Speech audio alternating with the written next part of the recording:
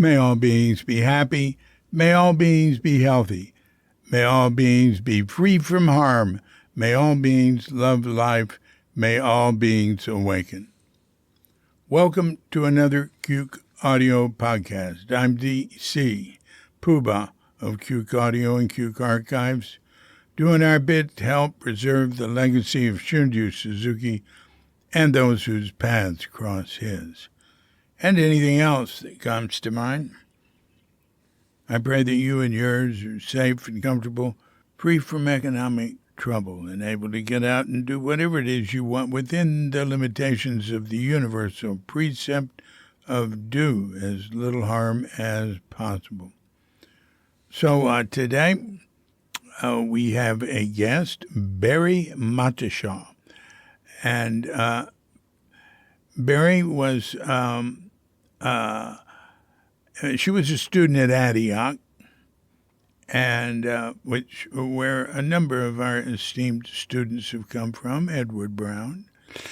And there was you'll learn how she ended up going to Quadra Island, to a little community, the Jones Farm,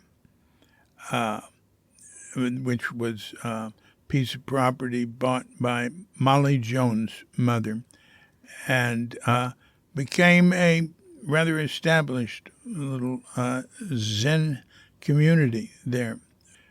Silas Hoadley would go there and lead sessions.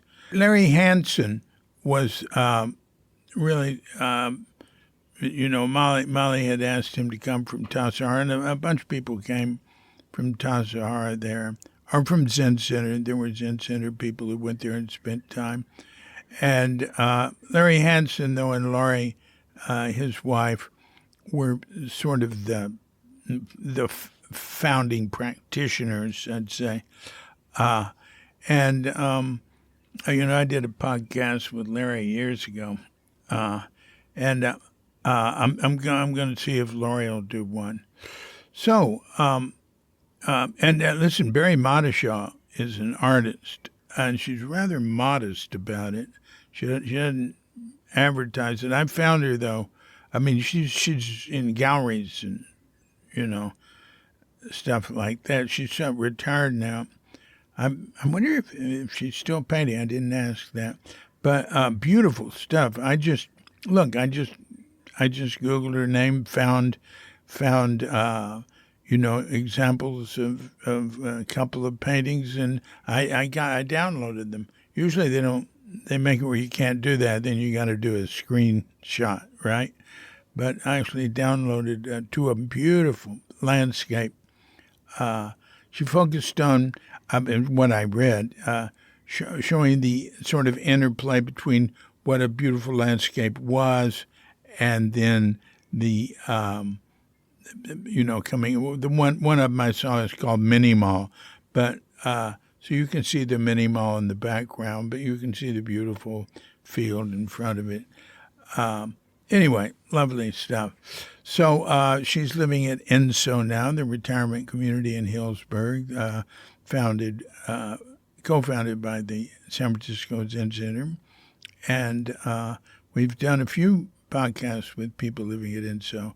And so, look, let's hear what Barrie has to say.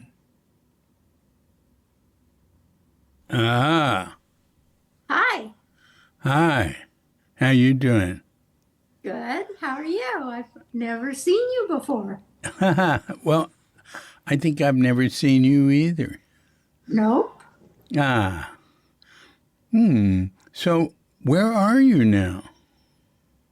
I am at ENSO Village. Wow. How you like it? I love it. Yeah. It's perfect for me. It's so quiet. We made a very snap decision to move here. Who's we?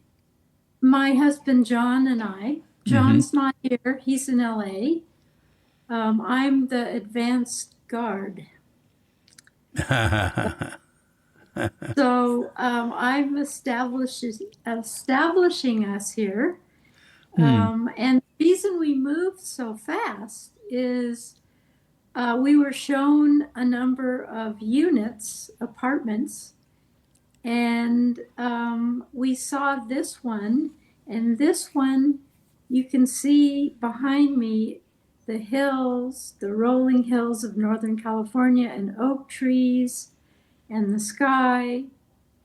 And we're right in the extreme northwest corner of this campus, I guess you'd say, the last northwest building.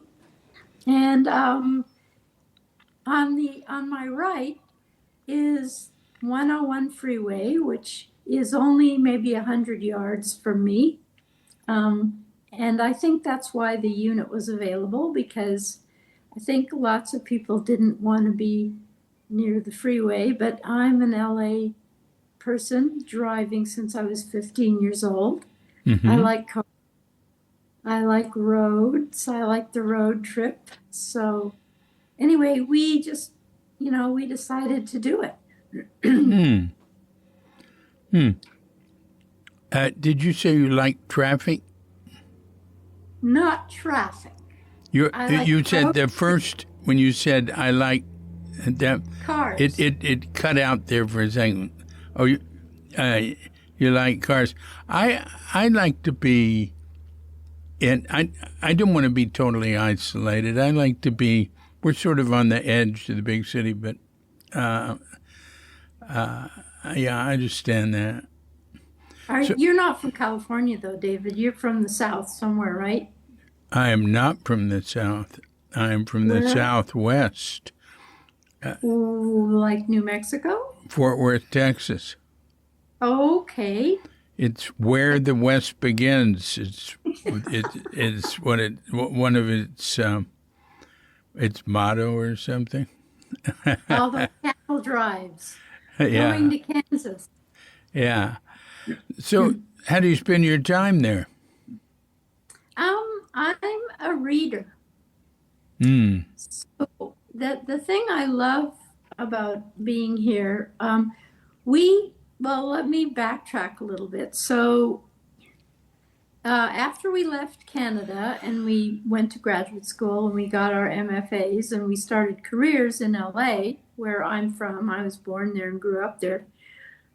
We moved to this neighborhood in Hollywood, and it was mostly older people that are, say, my age now. And a lot of them were Holocaust survivors, and it was a very quiet neighborhood. But in the 40 whatever years that we've been living there, and we have a very small house, and I have an art studio next door, it's gotten quite dense. They've built a lot of apartments and condo, like every big city in the States, I think, especially on the West Coast. It's infilling, and zoning has changed to allow for more density. And so who lives there now are a bunch of 20-somethings who are headed to careers in the movies, or they think they are. Justin Bieber opened a coffee shop on our corner, and all day long, and our house is right on the sidewalk. And so there's just this constant parade of mostly young women chatting and talking on their phones. And so it's just become very noisy. And then there's a lot of homeless too. So that's why Enzo is a sanctuary for me, because I like to write, and I'm reading a lot right now, trying to get my head around Zen Center and Buddhism, which is a lot different from where it was in 1966 and 1969 when we lived on Quadra Island. So it's just this very, very well-developed organization now, with lots and lots of people. And I'm trying to read my way into a better understanding of it. Huh. Well, that's interesting. Uh, hmm. I think you'll understand it best just by meeting people, right? Yes, although it's interesting how, so there's probably about 100 and, no, 280 people here now. Yeah. Maybe not quite so many because almost all of the apartments in independent living have been taken, but not everybody has moved in. And it's a range of people. I mean, they're all sort of a monoculture in some ways compared to the outer populace of urban US. They're professionals. They're all, I'd say, most of them are between 72 and 85. Mm-hmm. They're all well educated. They're all financially well off because this place is expensive. Um, but the Zen elders who Enzo was created, they were the inspiration for Yeah. teaming up Kendall. Um, they don't necessarily mix with um, everybody. I Mm-hmm. think because they've been at Green Gulch or Tassajara City Center or other centers of branching streams, they kind of have their own culture. And um, so it, I'm just trying to figure it out, David. I'm meeting people. I've met, I'd say, half of the elders. I've made a point of getting to know them because that's why we wanted to move here Yeah. to sit in the beautiful Zendo. Um, but um, sometimes it's not so easy. Mm-hmm. Maybe I'm too bumptious. I don't know. Hmm. I'm an animated sort of a person when I come out of my lair. Hmm. I don't know whether I ask too many questions or um, I don't know, but it's not so easy. That is very interesting. Hmm. Good. Good observations. Well, yeah, keep me informed about it. Uh, the piece you wrote about Quadra, you said you just sort of jotted off to inform. It was very well written. Um, uh, that, so we're going to be talking about the Quadra Island community, but Right. um, what? Tell me your way-seeking mind story, would you? I mean, what led you to Sure. get there? Where did it start, and um, when did you first start getting some inkling? Maybe you didn't want to just follow uh, the assumptions you were growing up around, or whatever. My parents were very progressive. And so I grew up near, for people who know Los Angeles topography, I grew up in the Hollywood Hills, Mm-hmm. um, near on a ridge near Coldwater Canyon and Mulholland Drive. Mm-hmm. Uh, and this is in the 50s, and we kids just ran wild up there, and our parents were so permissive. My mother was kind of I don't know if this is a right word, an Asiaphile. I mean, we spent a lot of A time what? in A what? an Asiaphile. You know, she liked Asian culture. I hear you. This is LA, so we spent a lot of time in Little Tokyo.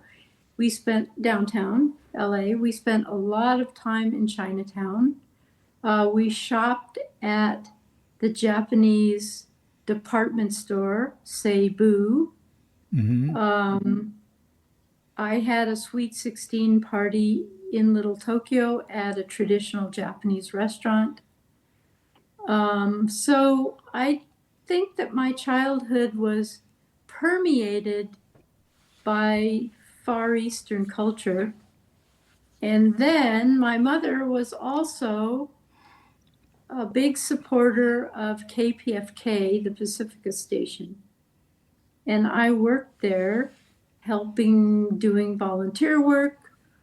And my mother would listen during dinner time, the preparation for dinner. We heard Alan Watts on and on and on. Ah, Yeah, Ginsberg. Um, she read existentialism. My folks were kind of intellectual and they were very politically involved. Um, I'm going to just cut in this little story. My brother is teaches at the University of Texas in Austin, mm-hmm. and he was invited to go to China by one of his students for some kind of symposium. He's in philosophy and law. He's a law professor and a professor of philosophy.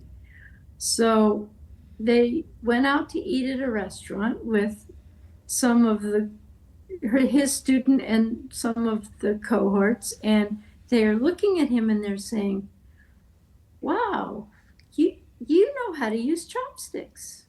And my brother laughed and he said, "I've been using chopsticks since I've been using a fork and spoon." And so that was sort of true of us in the 1950s. We were very cosmopolitan. Uh, Mm-hmm. and then I went away to college, to Antioch College in Ohio. And Uh-huh. Uh-huh. yeah, and Antioch had a program where you were on campus studying for 3 months, and then you were off campus having a job. They had lists of jobs, or you could find your own for 3 months. And so I was in Berkeley um, for a while in 1964 during the FSM movement. Yeah, free Very speech exciting. movement. Yeah, I was living with a couple of high school friends of mine who lived on Shattuck, I think. Anyway, and then in 66, I got a job as Ramparts magazine's receptionist. Wow. Yeah, boy, was that fun. That was during the time when it was Robert Scheer and Warren Hinkle, um, and they got a bug in their ear about the Kennedy assassination. So they set up all these offices with people that were researching the Kennedy assassination, and I was right in the front office. So, and I got sent out on errands.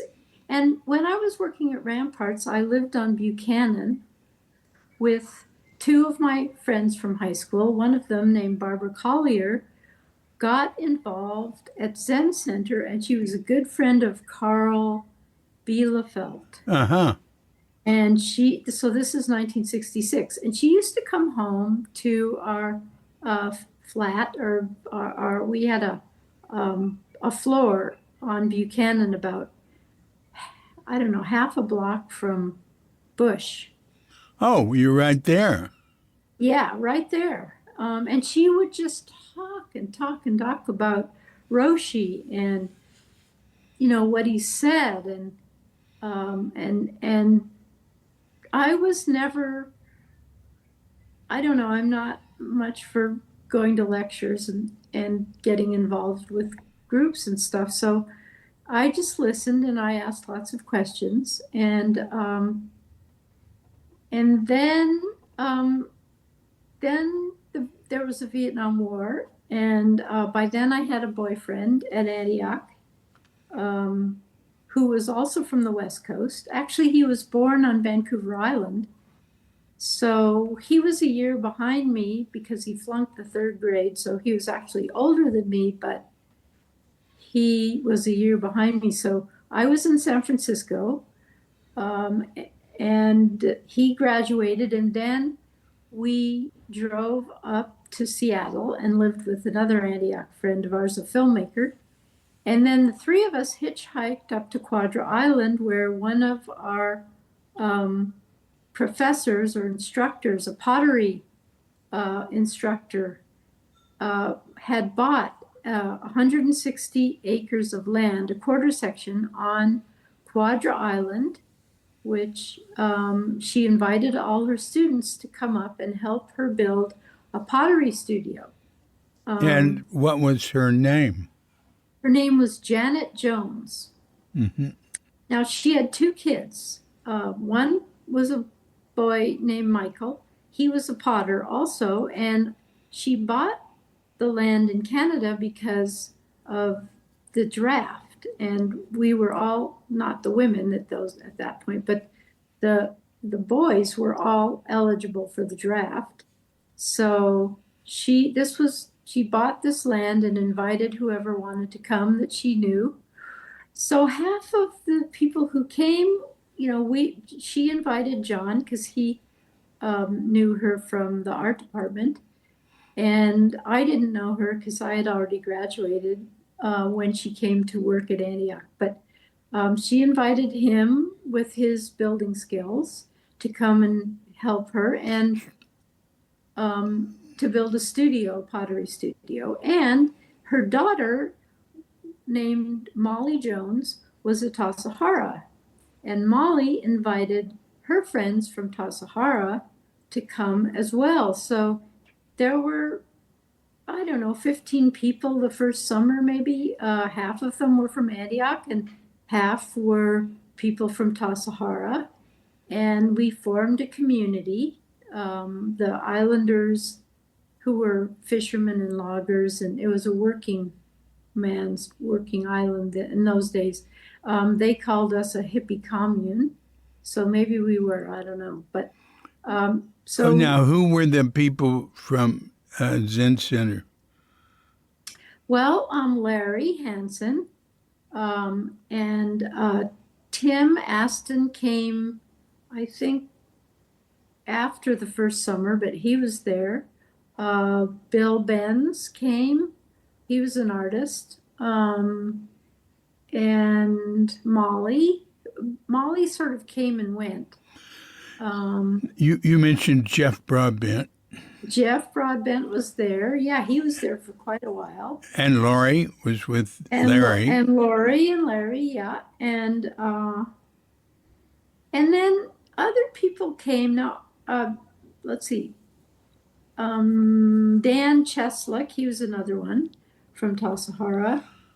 Danny Cheslick, right. Yeah. He still has a place on Quadra. I called him recently because I didn't remember him. So anyway, and other people came, and Silas came many times. Silas Hoadley. Yeah. So Larry set up a zendo in what was supposed to be the kiln shed, but there was no pottery being made there yet. So it was a small building that people worked on, and it became the zendo. And we had a regular sitting practice. That's when I started to sit for real. And we chanted the Prajnaparamita Sutra, but in Japanese. And I think we must have had some kind of services, but I can't remember that. But I do remember sitting. I was pregnant. Lori was pregnant, and she had their son Jesse. Then 10 months later, I had Petra. But anyway, backing up, Janet invited us to build cabins or houses for ourselves on the property, and then we drew straws for where the sites were that people would claim. And the first summer, John and I built a driftwood house out of dock planks that we found on the beach. And we stood on end, and we caulked them with oakum. Larry and Lori Oakum. transformed. Oakum. Describe oakum. Well, Oakum, John worked at the boatworks, and in those days, the economics of Quadra were you either worked at the pulp mill in Campbell River, so you take the ferry, and there was a whole gang of guys that worked at the pulp mill, or you were a logger, and you went to Tigran Arm across on the mainland to the booming ground to boom up the logs that had been cut, or you were a fisherman and you had either a troller, which is a small boat with a drum, lines that stick up and lines that you trail behind the boat, or a drum seiner, which is a bigger boat, and all the boats, or most of the boats, were wood. They had wooden hulls. And John, who's a skillful woodworker, he was hired by the Q Cove Boatworks to repair wooden boats. And so we were given oakum, which is a caulk.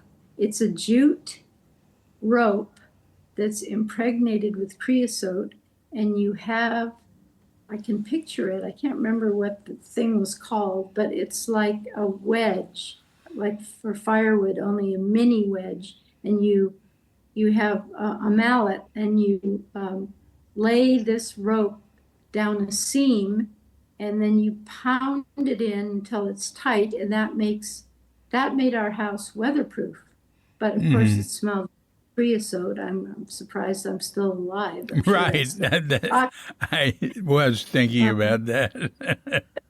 But our house was 8 by 10 with a ladder that went up into a loft. And then I had Petra in September of 1970.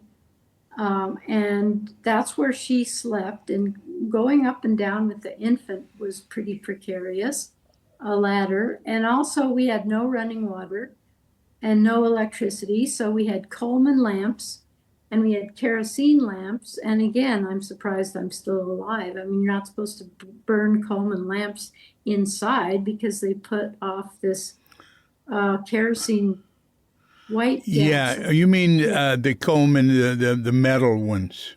Yeah, that you pump up. Right. Yeah. I developed an allergy to kerosene by being around it so much at Tassajara, and then in Japan it really came out because they used a lot of kerosene for heating too.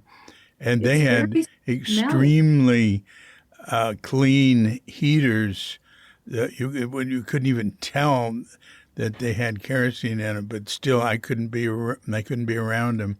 My throat would start to close up. Mm-hmm. Yes, it's powerful stuff. But we had that lantern hung on a piece of thick bent wire right over our table. That was food preparation, dining table, you name it. But what did we know? We were 21. Yeah, do you know about the Aladdin lamps? Yes, we had those too. Well, the Aladdin lamps were much cleaner, and they were for indoors. Yes, they were expensive though. Yeah, right. I think we had one or two. We might have had one upstairs. I'd have to ask John. He remembers stuff like that. But we did have. Yeah, and the Aladdin had I can't remember what to call it. It was a very fragile piece that. It was the mantle. The mantle, yeah, it would burn. And the Aladdin was, you had to be real careful with the maintenance of it. The Coleman was much easier. I don't know that one. We had Aladdins, and you had to be careful that the mantle didn't tear, and eventually it always did. Right. Well, you say you don't know Coleman. You know Coleman. You just called it. Wait a minute. Not Coleman. What were the glass ones called? The kerosene ones. I don't know that Well, they had it's all kerosene, right? I think Coleman's were white gas, which wasn't Not at kerosene. Tassajara. Oh, okay. Yeah. Yeah. Aladdin, I'm not sure about them. I can't. Tassajara Aladdin was in the kitchen. Uh, just the kerosene lamps is what we called the glass ones, right? Yes. Yes, the ones with the wick that you turned Right. up with the key. Yeah. Yeah. Yeah. Yep. A lot of work living like that. Yeah. So this property was an old homestead, and it had a very old orchard with all these English apples, because British Columbia is called that because of all the Brits that came over. Um, that they a lot of them were called remittance men because they were second sons that weren't going to inherit under, British custom.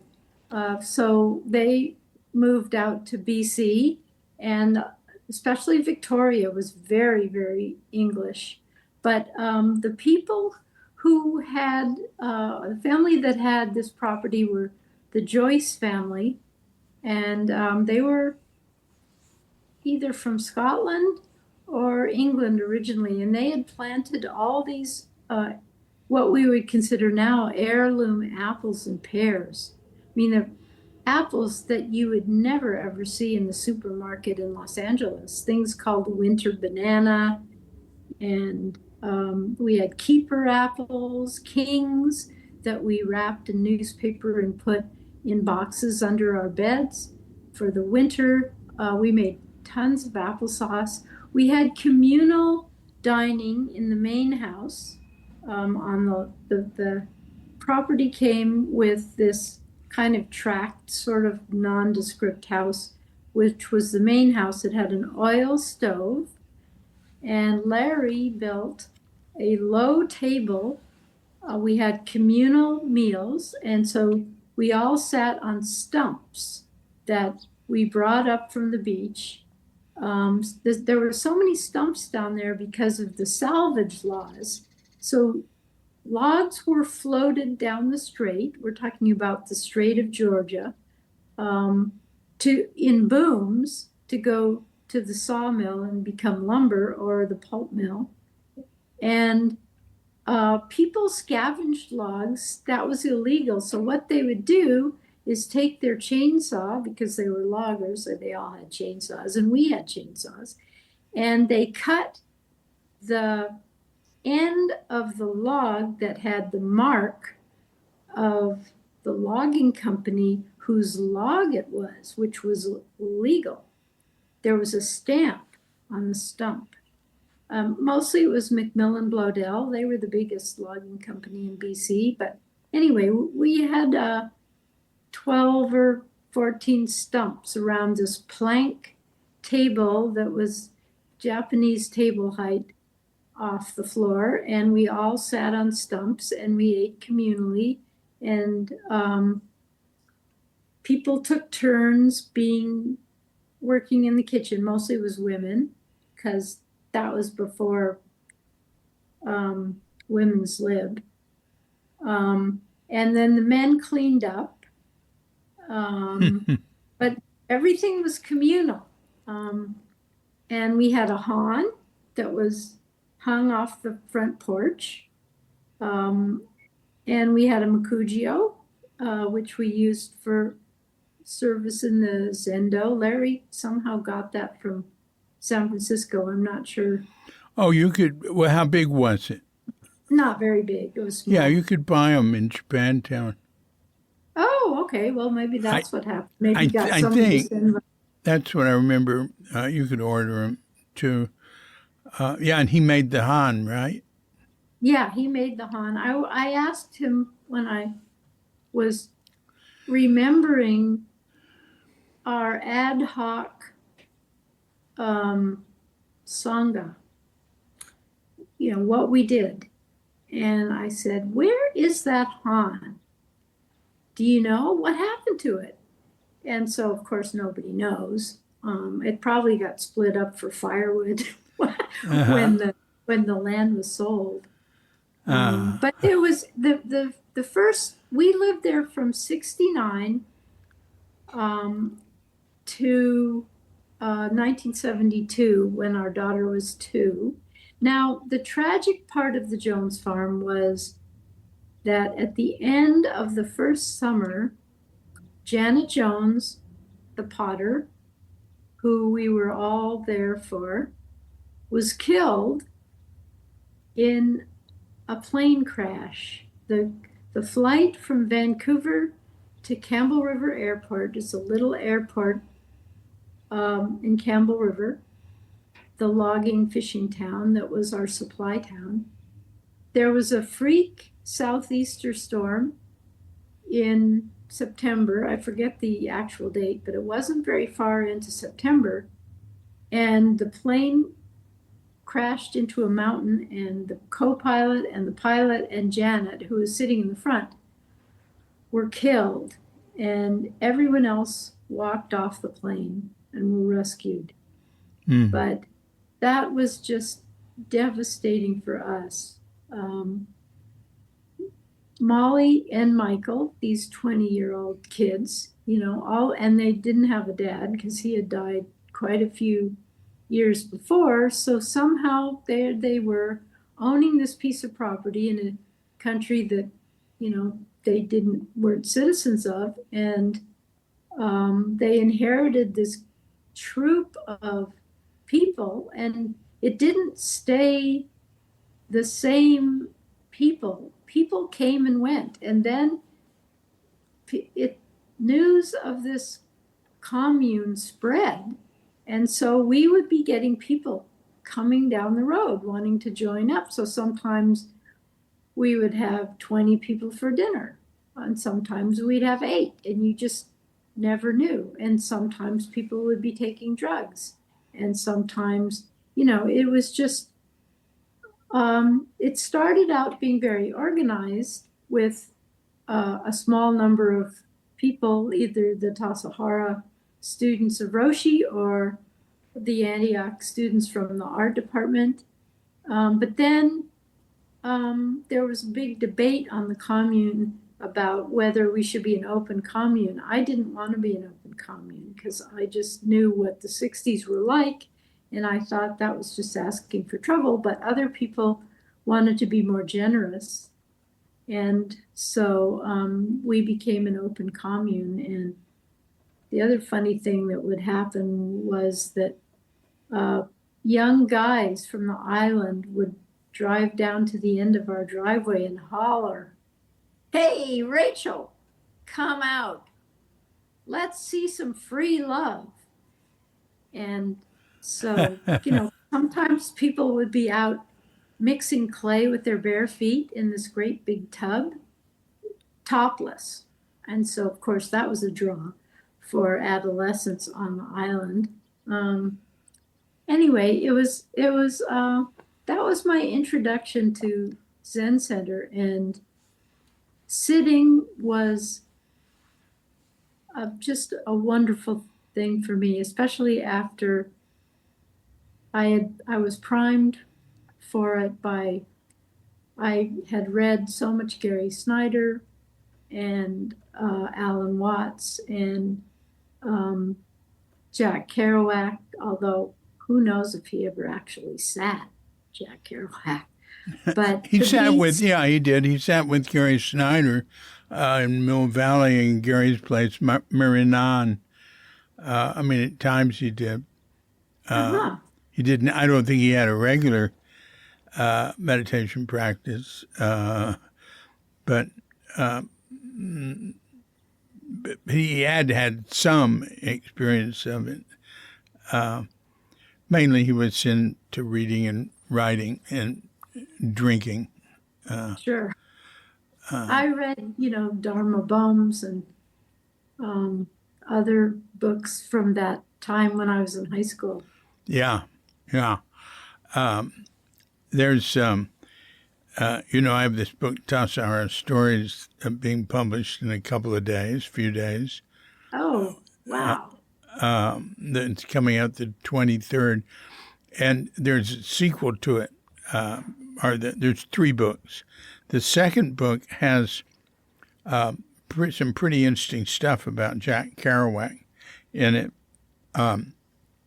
He wasn't at Tassajara, but I have a lot of stories from people at Tassajara. And one person was very close with him. It was very interesting stuff, playing baseball and carousing together. That was really interesting. Also, the book, the book ends with the second one, the day of the cremation of Suzuki. But the chapter where he dies is called Two Calls. And one call is I'm sitting in the Zendo at Tassajara, but the second call is the call that was made to the farmhouse or whatever near where you all were sitting, Sesshin. Mm-hmm. Were you in that Sesshin? I wasn't on that one because I had an infant at that point. Uh-huh. So it was a 7-day session that was coordinated with the one I think Larry tells that story on your podcast with him. Yeah, and it's really told in that second book too. So your little Quadra group is featured there, it's a great story. Where the session was held was at the north end of Quadra in a community called Granite Bay, and somehow Larry was able to use a farmhouse. If you talk to Lori, she was there for part of it. Yeah. She found somebody to look after Jesse, and so her son. And so she went for 3 days, she said, and she told me a story which, if you talk to her, I'll let her tell about riding on the skidder through the snow back to the old Finnish logger Al. Let's see, his name was Ray Loma. He was a really rough customer, but that was where the call was made to. I assume they phoned the Jones farm first and were given his number. No, they got the number from her. They got his number. She was back home. Yvonne Rand called Lori. Oh. And Lori called that person you're talking about. Yeah. That had this giant, his son drove this giant logging truck in to where you were having this session. Mm-hmm. And, oh yeah, it's great. He said, is there a Hindu there? He'd gotten it sort of screwed up, right? Well, they just thought we were weird. I mean, we were weird. This is this is way out in BC. I'm from LA, right? And so I'm from Hollywood. So being out in rural British Columbia in this working community with all these people, and they were all so wonderful to us. They showed us how to split shakes for our roof. They loaned us tools, but they were very curious about us because obviously we were just not like the kids on the island of our same age. And actually, some of the kids on the island would come and hang around, and then when John and I left and moved one island over to Cortez Island, one of the kids, Johnny Jordan, bought our house from us. Oh. And so the island and, the hippies we all integrated our culture, and some of us are still there on Quadra, and some of us, like Martha Trundy, I didn't mention her, but she was Antioch and Tassajara. She worked Hmm. with Ed Brown in the kitchen the first practice period, or maybe the second practice period, and she was on the Jones farm. Um, she moved to Cortez Island, but that's sort of an extension of the story, which is related. But I don't know if you want to get into that. Again, I have no rules, no. It's a Anything is conversation. interesting. I don't care. Yeah, well, um, I really felt that I had found a home on a Zafu when I learned to sit. Uh, And some time later, after we had moved back to the States, I got hold of, maybe it was when I was visiting City Center. I don't know what year that would be, but I got hold of that postcard of Roshi with his glasses, and yeah. he's sort of beaming over his glasses and smiling. And I have carried that postcard around everywhere I go, and I prop it up somewhere. Send me, take a photo of it or something, send it to me, would you? Okay, sure. Yeah. Um, I'm, I think I know what picture you're talking about, but that would be Hmm. neat anyway. Yeah, Now I have a couple of questions. One, why was the sesshin not at the Jones farm? that's a good question, David. I asked Lori Yeah, that, but I think it was because there wasn't enough space in the yeah, kiln shed. yeah. And There were, so there were Larry about found this. Yeah. 12 people sitting, I think. Maybe, Lori maybe. couldn't remember. Maybe Larry told No, you. no, it's in there. I have it. I can't remember. It might have been 8 people or something. That number 12 came to mind. And Silas was leading it. Now, Hmm. you said, an interesting point is you said, and Larry said that Suzuki sent Silas, but that's Yeah. not really how it happened. Oh, tell me. That Larry went to talk to Suzuki in San Francisco, like in 1970, or yeah, I Okay. think in 70. And he said, we've got this group up in Quadra Island. We're sitting zazen. There have been people from Zen Center sitting with us. And I think we need a priest. And he asked Suzuki if he'd ordain him. Well, Suzuki said, well, will you come back here? And he said, no, I have to stay there. And he said, no, I'll send somebody. Hmm. So the 1970, it might have been an earlier 1971 session.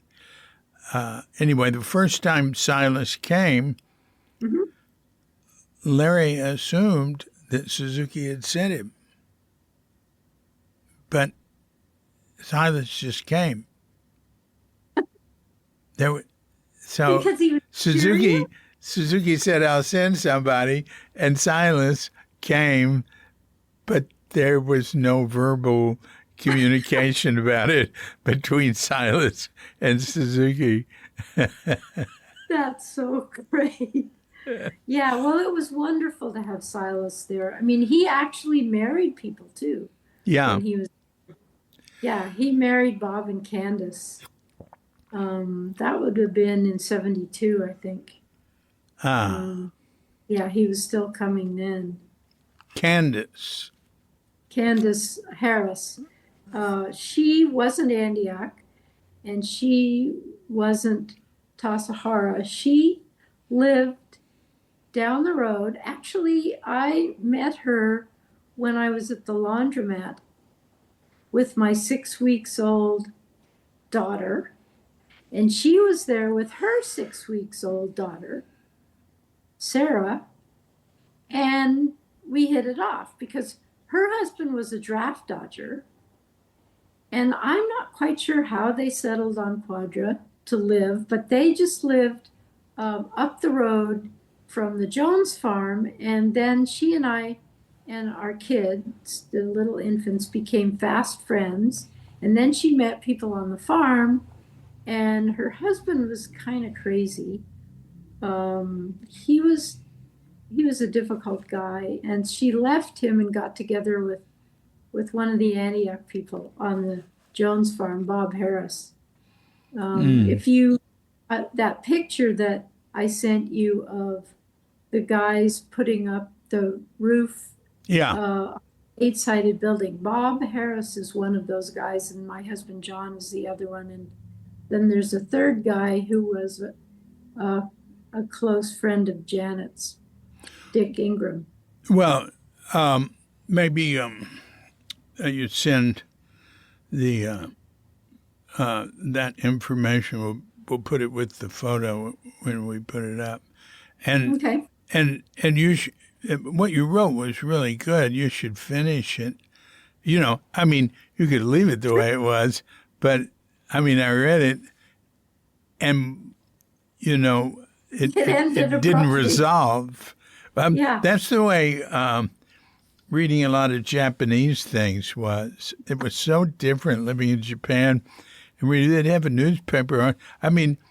Newspaper articles in America go, the subject, about the subject and the resolution. Sure. Japan, I'd read it and I'd just go, wow, it just didn't have that type of form. Well, what happened to the Jones farm and why I didn't write about it in the notes that I sent you was Janet was killed, and then we kept on going. We built the studio. It was almost completed. The roof was very complicated. John designed the roof with help, I believe, from his uncle. His uncle was an architect who worked for University of Washington, but also had a private practice. And he built for Weyerhaeuser's and a lot of the lumber barons in and around Seattle. And John had worked on a lot of building sites with his uncle, and John had also gone to UW before he went to Antioch in architecture. So he had a lot of skills in conceptualizing space and architecture. So but because the kids, Molly and Michael, didn't know what to do with this sprawling scene of young people who, maybe they were worried about liability issues. I don't know, but they became very nervous about inheriting this whole scene. And John and I could see the handwriting on the wall. And at the same time, another couple from Big Sur, one of whom was at Antioch also, were living on Cortez Island, which is one island closer to the mainland and another ferry away from Campbell River. So if you're going to Cortez Island, you get a ferry from Vancouver to Vancouver Island, Nanaimo. You drive 90 miles north. Then you take the ferry to Quadra, which is about 15 or 20 minutes. Then you drive across Quadra and you get in line for another ferry that goes to Cortez Island, which is close to the mainland. So it's even more remote. And it had no electricity. But a couple, now I'm going to have to mention Cold Mountain Institute, named after Han Chan. So it had a connection to Esalen. It was another farmstead bought by a man named Richard Weaver from Esalen. Richard Weaver and Hey, hang on a second. Would you, Barrie, wait patiently for a few minutes here? So, where were we? Well, let's talk a little bit about Cortez Island. Yeah. Next island over. So the Jones farm got to be kind of chaotic because it was an open commune by then. We're talking 1972. Um, Oh, I was Weaver. But you mentioned Weaver. Weaver, yes, Richard Weaver and Ben Weaver. They lived in north of that place, Tamales, huh? Oh, I'm not sure. You know Judith Weaver because she's Oh, on. yeah. Well, she lives on. Oh, no, it's a different Weaver. If it's Judith Weaver who studied Zen in Japan, Yes, yeah. Oh, that's. yeah, I know her. And she was married to Ben Weaver, Richard's Oh, different Weaver. brother. Oh, yeah. Oh, yeah. So they started something on Cortez Island, the next island over. Judith was there? Judith was there with Ben, Huh. and Richard was the one, he was the one who started it with his wife, Jean Weaver. And it was So, Richard Weaver? yes, And he Richard was Weaver. what, Ben's brother? He was Ben's older brother, and it was Yeah. his dream to start this institute called Cold Mountain. And they built all these buildings. I mean, these are the people who came to give workshops there. Alan Watts came. Gary Snyder came a couple of times. Allen Ginsberg came. Um, And what there was were it oth- called again? it was Cold? called Cold Mountain Institute. And Right. they had a brush drawing of Han Shan in the foyer of the lodge they built the lodge, and they had workshops there, and then it became an encounter group mecca, Fritz Perls and that game. Oh, wow. Yeah. Yeah, right. So Martha, at the beginning of Cold Mountain, when it first started, was probably 1970.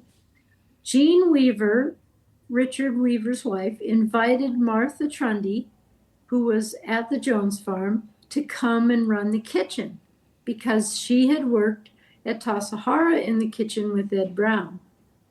So she moved over to Cortez and moved to Cold Mountain. And soon after, some other people came from Big Sur because a Rolfer named Ed Mopin, who's a psychologist, and he was hired as Cold Mountain's Rolfer. He bought 160 acres, and he invited friends of his from Big Sur to come and squat on his place. And an Antiochian we knew, Sherry Sprungman, and her husband, who was Linus Pauling's caretaker in Big Sur, they moved onto the property and set up a tent. And then Ed Mopin decided he was going to become a Sufi and moved to New York City.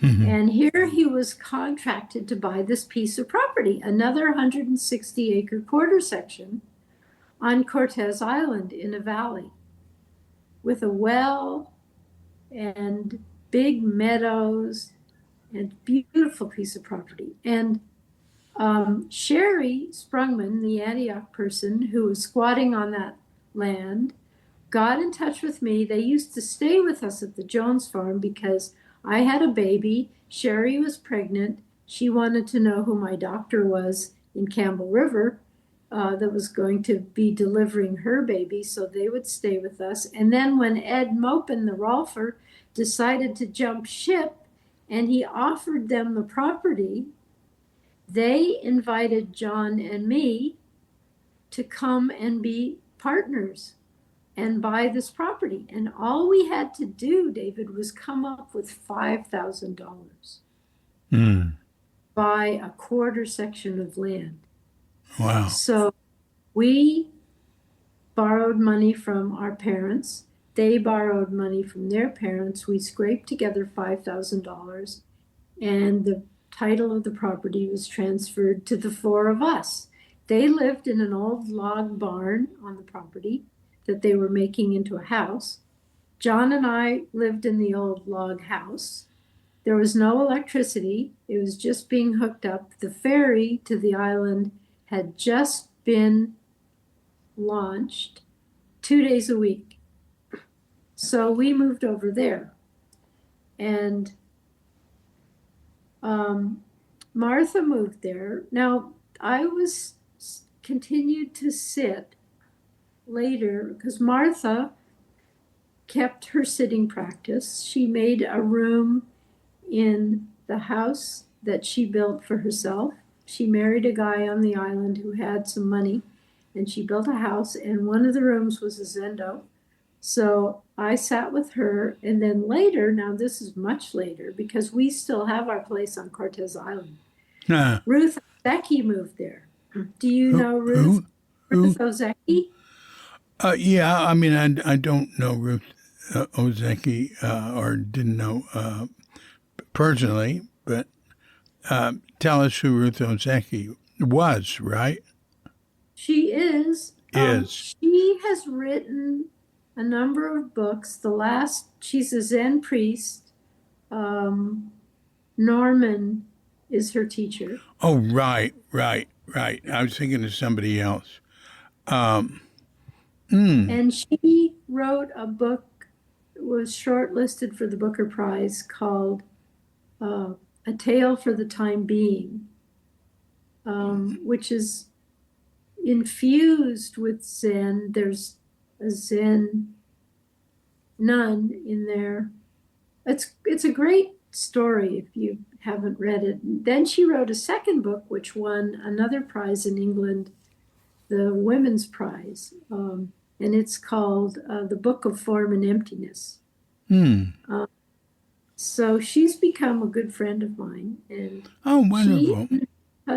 She's just a lovely person. If you ever get a chance to talk with Ruth, she just was speaking at some Buddhist institute in Marin, or is it Berkeley? I forget the name of it. And she was staying with Norman. This was just a few months ago. But, she's a wonderful, wonderful speaker, and you'd so enjoy talking with her. But anyway, she had a little sitting group for a while on the island. So I sat with her when I was on Cortez, and she had her sitting group. And then I also sat in Los Angeles on occasion with Peter Schneider. In the San Fernando Valley. And Jane, Peter and Jane Schneider. And Jane, exactly. Yeah, beginner's mind Zendu. But it was a long way from my house in Hollywood, and I couldn't always get over there. He died, earlier this year. Yes, I know. Yeah, such a lovely person. Yeah. And one of the originals. Wasn't he there with Larry and Reb and way before that. Reb was 68. Larry, I think, was there in 66. Peter first came in 63. But he was there a year or so and then came back. You can read all about Peter in Tassara's Stories, the one that's coming out in a few days. It tells about when he came earlier, how he came back. And he set up a talk in New York for Suzuki and Dick Baker, and how he met Dick Baker, and all that. Yeah. I'm looking forward to. I just can't get enough of the early days, David, because even though I wasn't physically there, through Larry and through Tim and through, Bill Benz and Jeff, all the people would sit around and talk about Roshi and Tassajara, and our whole, it was just, we were infused with the spirit of that, I think. And I look for it here. I get a little flack for that, actually. People don't want me to be stuck in the past. Yeah, Um, I agree. I agree. yeah, I'm actually, to me, it's just my job. It's not. Uh, it's not what I think about. And also, the podcasts I do really focus on what people are doing now, but we hear about their past. yes, I like it all. We like, that's one thing that makes it interesting. Yeah, well, tell Ruth Oseki I want to do a podcast talk with her. That, yeah. that'd be good. Where is she now?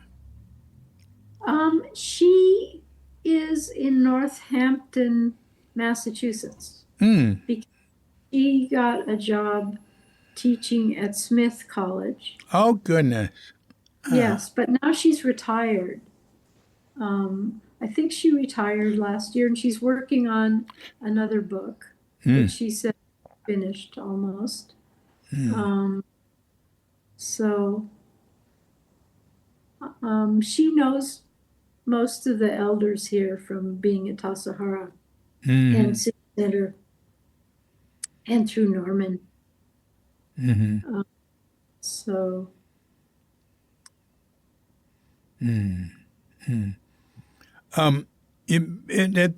At the Jones farm, what did you call it? Did you call it the Jones farm? yeah, oh yeah, the whole island that we were on, Quadra called it the Jones Farm. And in fact, a woman on Quadra has written history of Quadra, written the history of Campbell River, the town that, the logging fishing mill town that was on Vancouver Island opposite Quadra.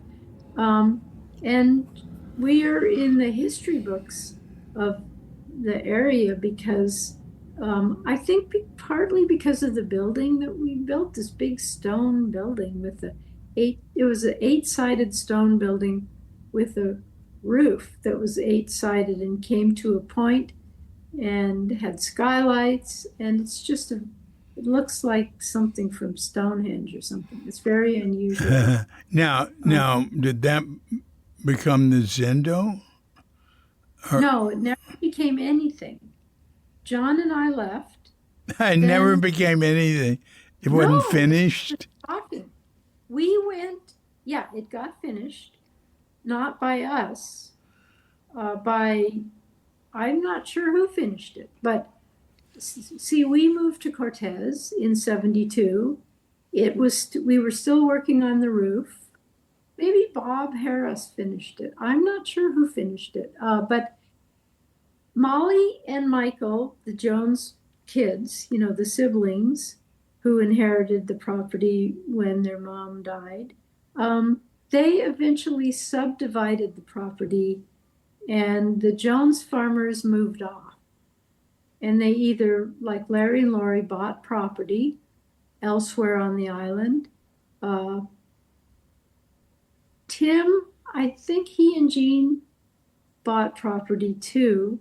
I sort of lost touch with where everybody moved to after we left Quadra because, we didn't have any money really. We had this big piece of property, but we lived on vegetables that we grew ourselves. We fished and we lived on fish and we went to town to Campbell River once a month to the supermarket, but we had this old truck that had holes in the floorboards and it can be cold in the wintertime. So going to town, you'd make this long list of hardware and staples and, not fresh food because we grew fresh food, and there was a farmer on the island where we bought milk. He used to deliver fresh raw milk to our milk boxes. So but our staples, and hardware, and if we had any building projects, we would buy tools and get the chainsaw fixed if we needed a new chain for the chainsaw.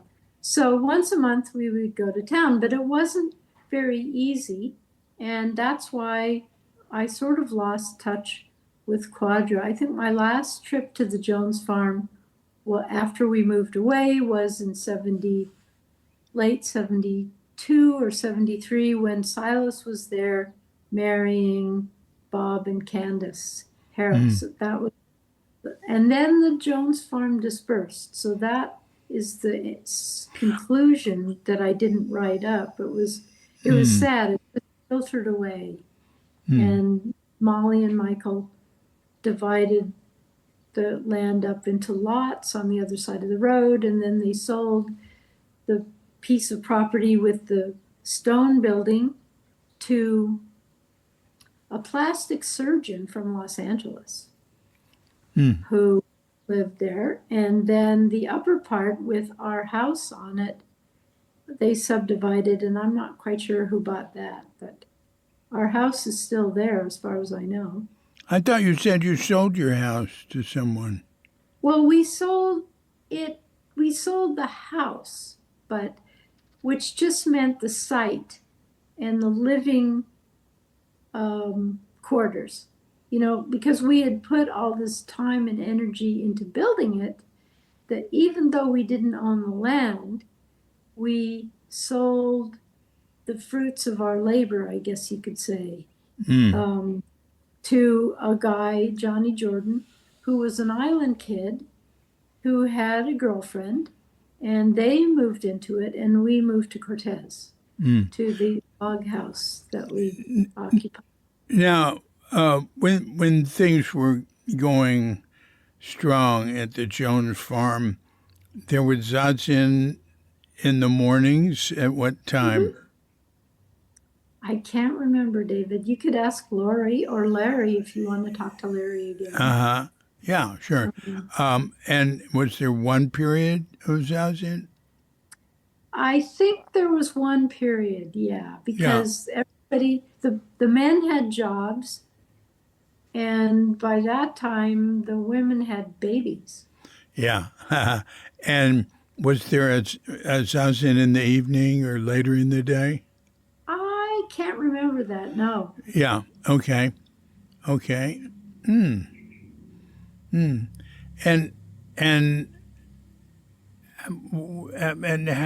how did you come to be an INSO? Oh, well, John is going to be 80 in 2 days. So when he was about 75, all that chainsawing, splitting wood, carrying water, all the stuff we did, pretty much wrecked a lot of his joints.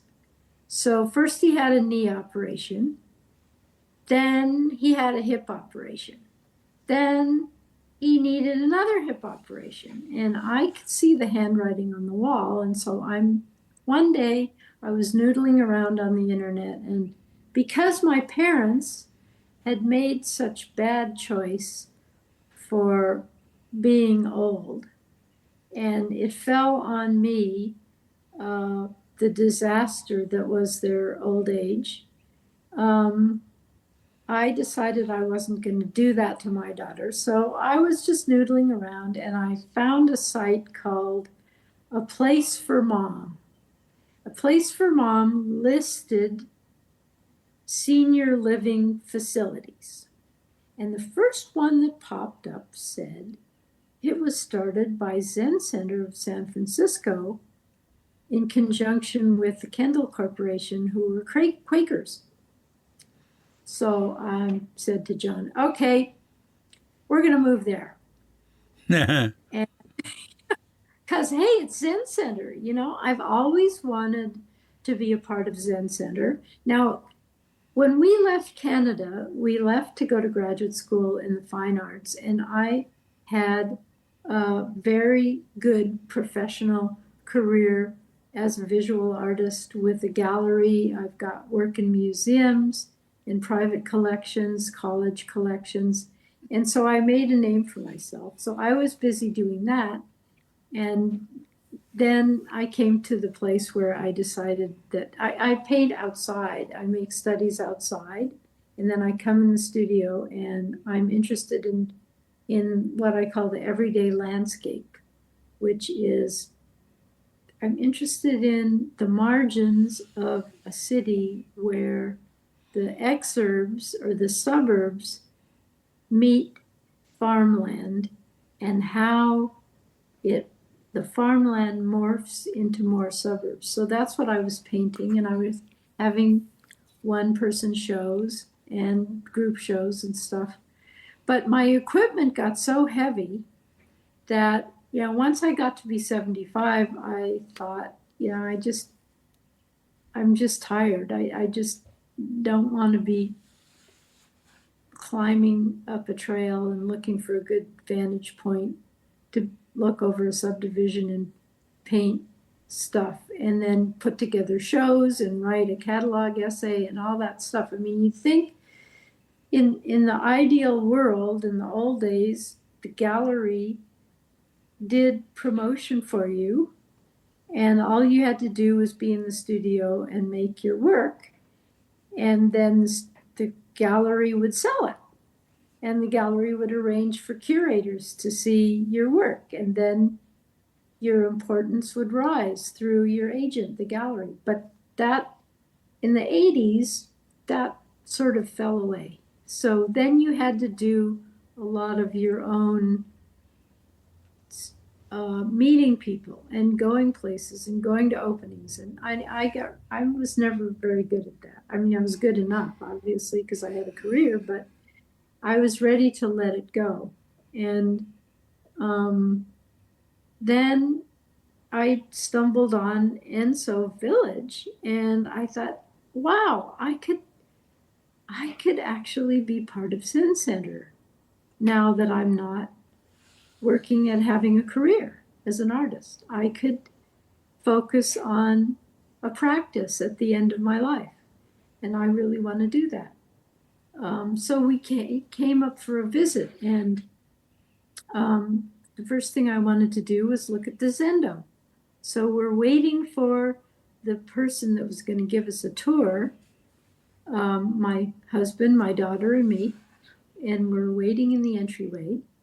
And I just sort of made a break for the Zendo because I saw a couple of women standing in front, and they were talking, and I introduced myself. And then one of the women, Ellen Leonard, said, well, you come from Cortez Island? I have a place on Hornby Island, which is a few islands south of us, which is another pottery island. There are a lot of well-known Vancouver potters lived on Hornby. So that was sort of cinched it. Now I've found the community that I could be a part of. I never expected to live in a senior living until I found that Zen Center had set up this one for the Zen elders from Zen Center, Green Gulch, and Tassajara.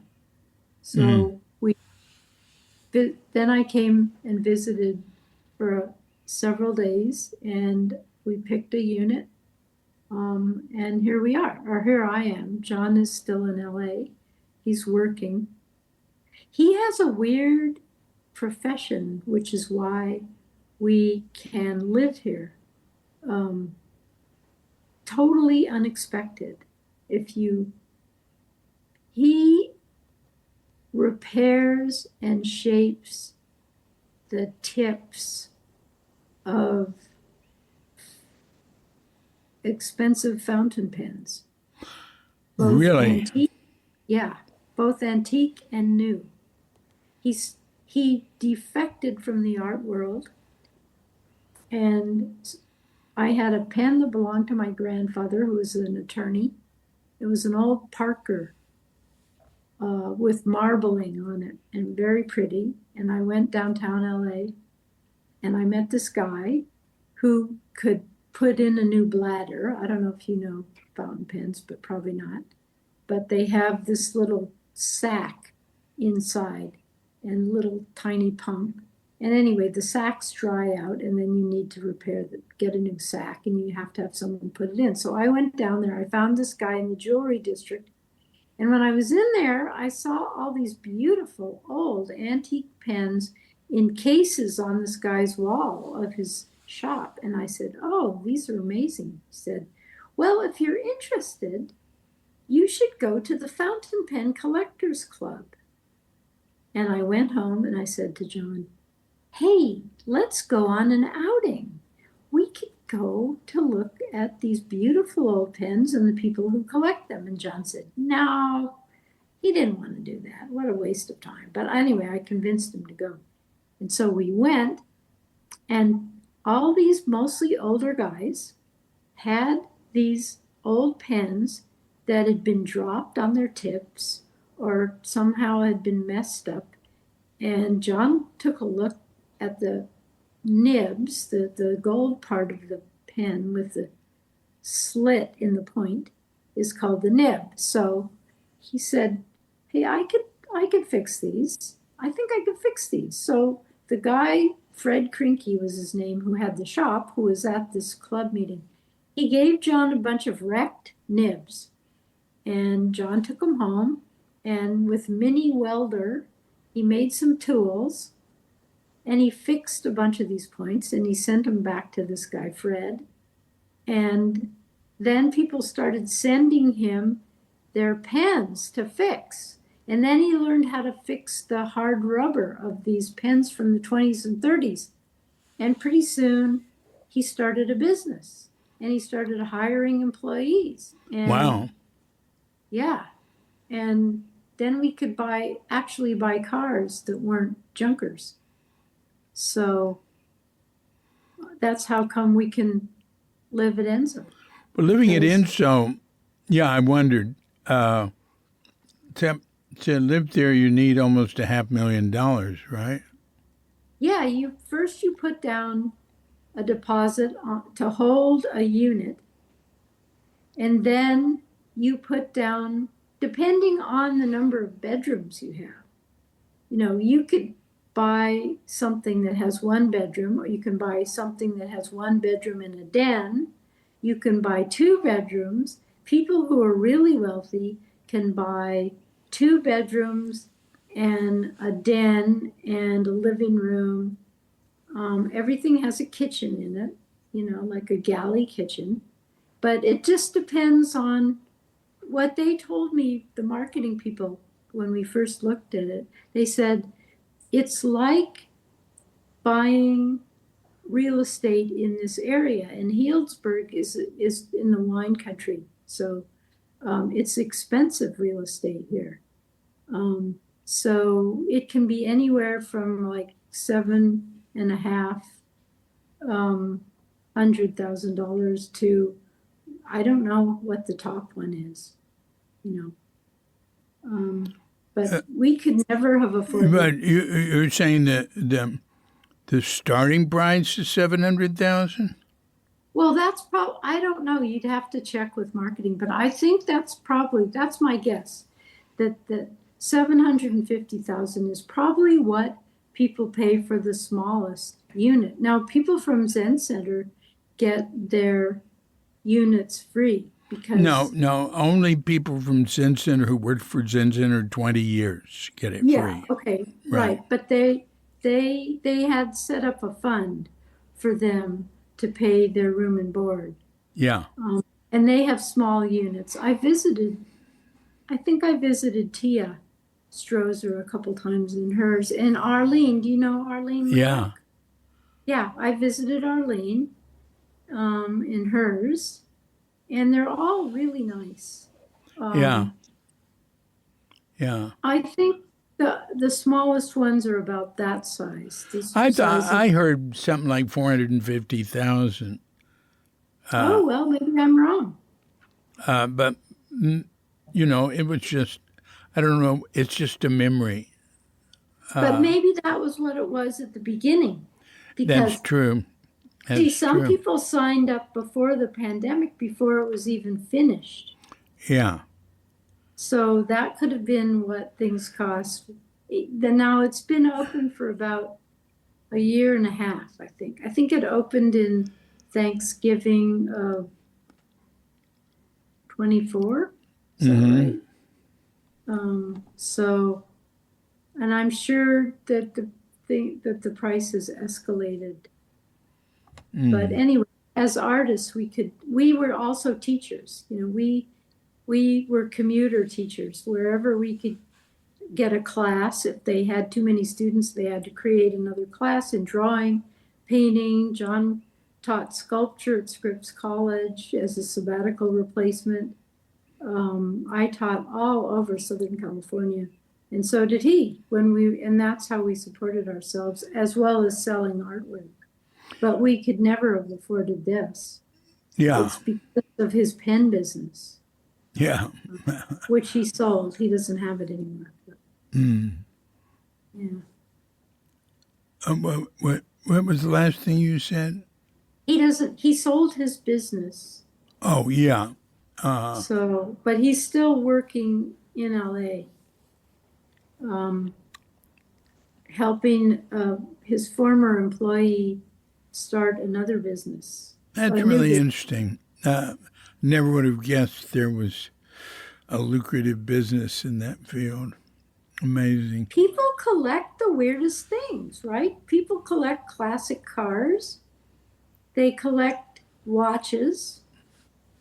John sold a company pens called Nakaya, which is a Japanese company that makes Urushi lacquer pens with painting enameled on it, inlay of mother of pearl. I mean, super fancy. And John and Toshia, the head of that, were designing pens together. And he was the only distributor in the States that sold Nakaya, very high end Japanese pens. Wow. Yeah, so from being a sculptor and a hippie, he started a business. I mean, Uh I was huh. just completely shocked. Now, tell me about your art. You got a Mhm. website? No, because when you're with a gallery handles that for you. They put images of your work up on the gallery website. They become your agent and they take 50% and they find collectors. Um, I like to have collectors visit me in the studio, and get to know them. I wasn't very prolific, but here's a story of collectors that one day a woman was sent by somebody I knew in LA. A woman wanted to come and look at the work in the studio. She wanted to buy a present for her husband. So she came, really nice person, a little older than me. No, I don't think that's true. And so we were chatting, and she was looking at two big watercolors. I made these big horizontal works on paper, that were panoramic, um, views, and partly from British Columbia. I would do things on the beach in BC when I was up there, and then I would do cityscapes, in an earlier phase of my career. So I said, "Well, Karen, where are you from?" She said, "I'm from New York City." And I said, "Oh, that's interesting. Where did you grow up in New York City?" And she said, "The Upper East Side." And I said, "And what did your parents do?" And she said, "Oh, they were newspaper people." And I said, "Oh, I read the newspaper all the time. What newspaper?" And she said, "The New York Times." And I just about dropped the tea that I had made us. And they went on to buy 7 or 10 of my pieces. They became, her husband was a writer named Eric Lax, he wrote a biography of Woody Allen, but I would go and visit them at their house. And that was the good part of that was the good part of the social part of what you did after you completed a piece, when you actually got to meet people who would cherish your idea and your work and the image that you had made. They were just wonderful and still are. I still see them Do on you Facebook. have, so you have nothing online to show what your art? You can Google me. But since I've left the art world, I've gone down the whatever it is in Google, you know.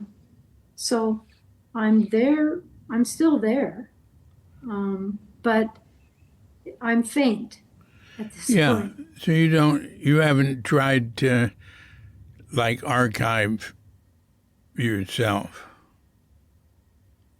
My work is in a lot of collections. No, It's no, in no. I museums. mean, keep No, photographs or scans of it. I have all of that, analog. I mean, I've got all kinds of images. I have catalogs of my work from shows, but I just, I don't know. That was not my favorite part of Yeah, being in the art. yeah, So I was glad to not to refocus on just being a person instead of trying to be um, a name. Well, that's very interesting. So, what's the Zazen schedule at INSO? Well, Soto and anybody else who wants to, of course, but they sit at 7:30. Um, That's and a then, nice hour. Wow. yeah, it is. It's very, very civilized. 7:30, they only do 35 minutes, which when I sat with Larry, we always did 40. I don't know what was done at City Center in the old days. Probably 40. Yeah. 35 is the INSO senior citizen schedule. Right. And we can't do incense, which is a big disappointment. Fine with me. Fine Do with you have me. respiratory problems with incense? Well, I'm around incense a lot here, but there's good Ventilation? ventilation. Oh God, yeah. Our housekeepers, man, they put offerings and incense everywhere. But it's No kidding. huh? Wow, really? Oh yeah, we have a little shrine in front of the house, and the landlord's son is the landlords take care of all the shrine. Every house has a shrine in front, Wow. are in it. Some of them are very elaborate. I went to like our landlord. He owns they own the whole street. His family we're on. It's like a dead end street, and they rebuilt. Did some rebuilding on the house on the corner, and they put spent a lot on the shrine. You go up. It's on the second floor. It's outside, but it's sort of a status symbol or something. Huh. Yeah. How you It's decorate your shrine? what How you set up your shrine? I don't. It's all done by them. Yes. But it's great. Yeah, I live around people who are making offerings constantly, and Wow. and getting days off constantly for ceremonies. There's, Ah. there's some people who will only hire Muslims because they only get a few days off a year. My daughter was in Bali 2 weeks ago. Oh, well, you should look me up. Well, I thought about that, but she was on a boat. She went from Bali to Komodo. Yeah, Komodo. That's She's a couple of likes to islands dive. over. Yeah, she's a diver. Well, she's a veterinarian in Santa Cruz, Yeah. but diving is her hobby. So I sent her your name, but I wasn't sure. Well, we're I here. think she had one day to tour Bali, and she had Yeah. Yeah. a guide. Yeah, yeah. Yeah. Katrinka just went over to Aceh, Papua, for snorkeling. Oh, oh, That's a long way from here, you know. yeah. Uh, I remember in your talk with Larry, and he was talking about going with his sailboat over there yeah, and how he's far it was amazing. Is from he you. out sailing now? No, well, actually, I talked to him a few days ago. I'm still trying to get a hold of the chant cards that he has. Hey, not But only he, chant cards, find out everything he has, okay. you Well, know? I don't want to bug him, David. That's the problem. I don't, he's a busy guy because he is working on, I mean, he's teaching all these people, he's sailing, he doesn't live in Vancouver. He lives in a community called Steveston, which is south towards the border. And I don't know what sort of downtown or, whether it has a Staples or, what kind of thing that he could print stuff. Oh, He well, said there's scanners everywhere. I mean, I have a scanner right here. But just lean on him. Turn the screws, you know, put the pressure on. He's a busy people are better. If you want to get things done, busy people are more yeah, reliable to begin with. it's true. No, Yeah. you're absolutely right. Yeah. Well, I will, because what I love about the Prajna Paramita that you have on your website, and I Yeah. assume it's the same one that Larry has, Yeah. is I love Suzuki's translation. It's rough. There's so much air in it. Yeah. Well, he didn't consider it a translation. He was just giving the basic meaning of the Mm-hmm. words. So, and you know, there's two cards. The original card was four-sided. I mean, Okay. two cards, four sides, Yes. and that's also in the same area of Q.com. The two-sided card is the one we used, and that four-sided card was very early, years before I came. Oh, from Zen Center when it was on Bush Street. Yeah, yeah, that Uh-huh. card was used. I don't know what was used. I can't remember what we used at Page Street. But anyway, as you know, my card, I wrote on it. I wrote on it sort of the translation of the universal echo, which is, you know, negawan kuwakono ko omote mani kuisai ni oyo voshi wawara to shujo to minato moni, whatever. I can't. Hmm. I'm sort of Larry could do trailing that. off. Larry does that too. Huh? Larry does exactly what you did. Yeah, that's the universal echo. And that's all we had until Tatsugami came in 70. We were just Hmm. chanting the Heart Sutra.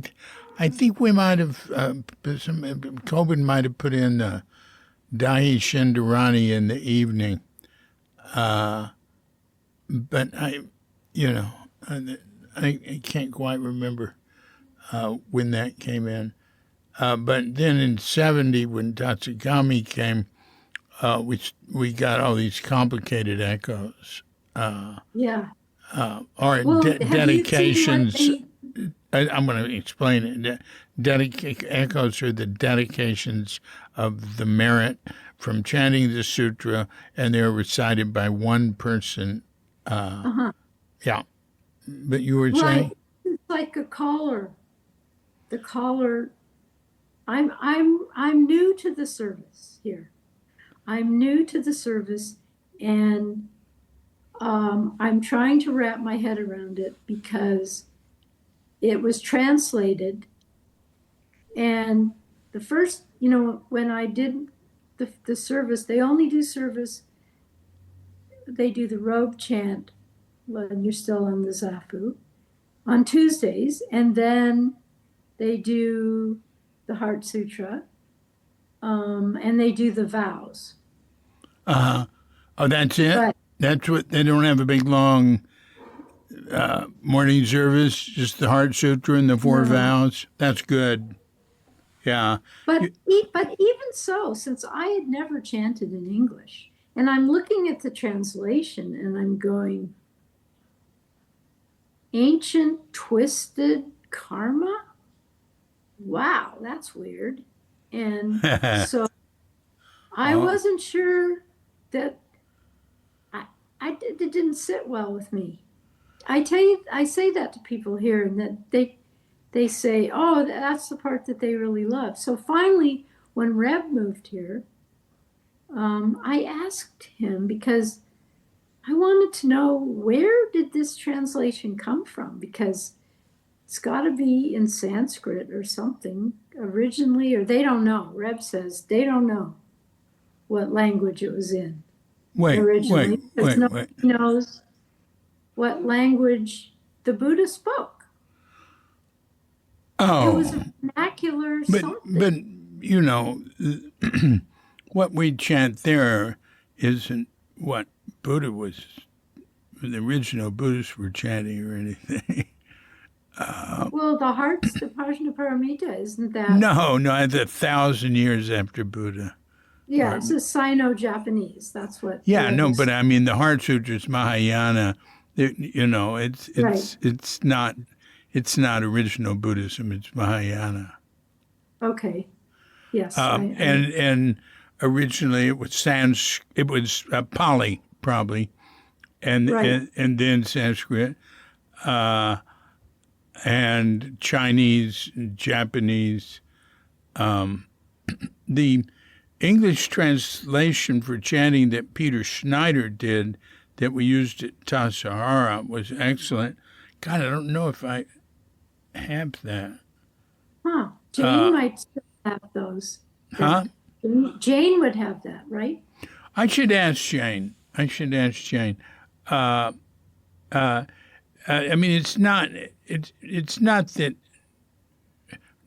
What Peter did was he took a study I made of it and looked at the various translations, and he did it for chanting.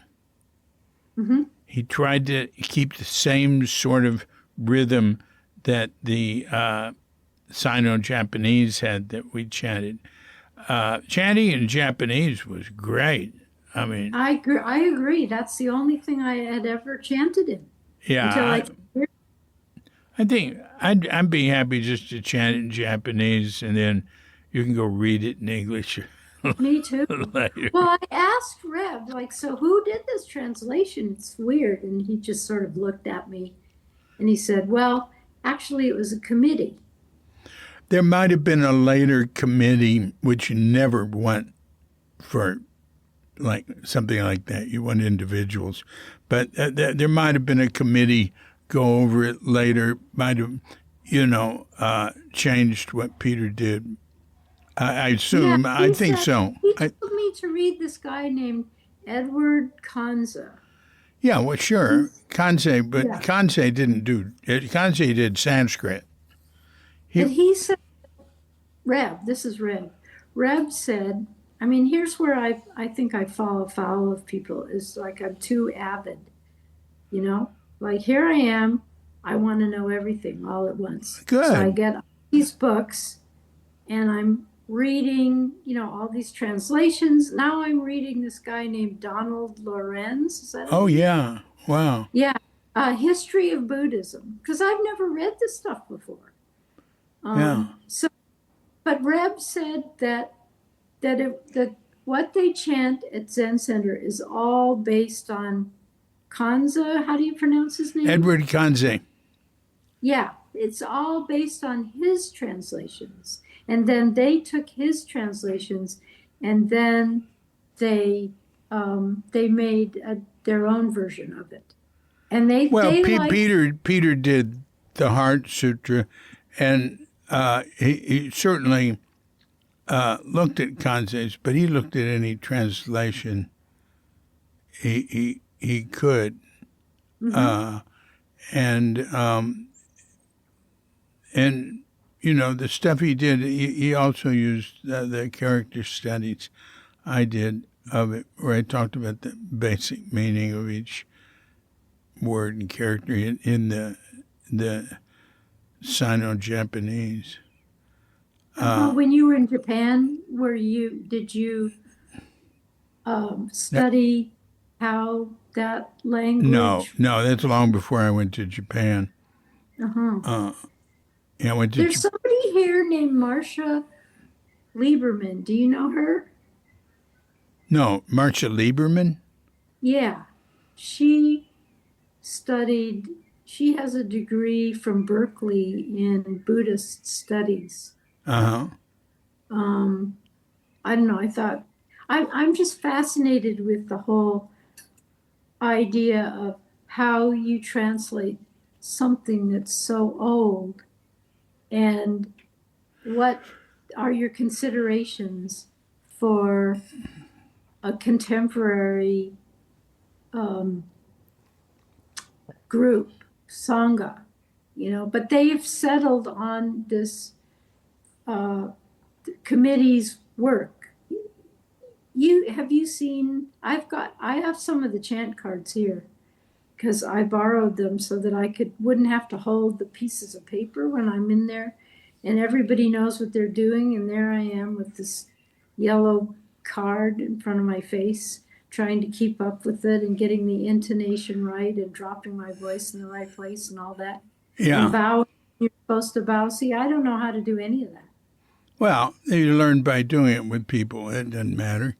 Back in Sokoji, we all had to hold the cards because Suzuki didn't want the people that knew it by heart to be, to have a higher status than those who didn't. God, that's so wonderful. Yeah. What a guy. It's so great. Uh, Now here there's a distinction, it's interesting to me to see how what people, there's positions, right? People can learn how to bang the han. What do you call it when you hit the han? Do you call it hitting the han? Striking it. I guess that's the right word. No, there's no right word. I love words.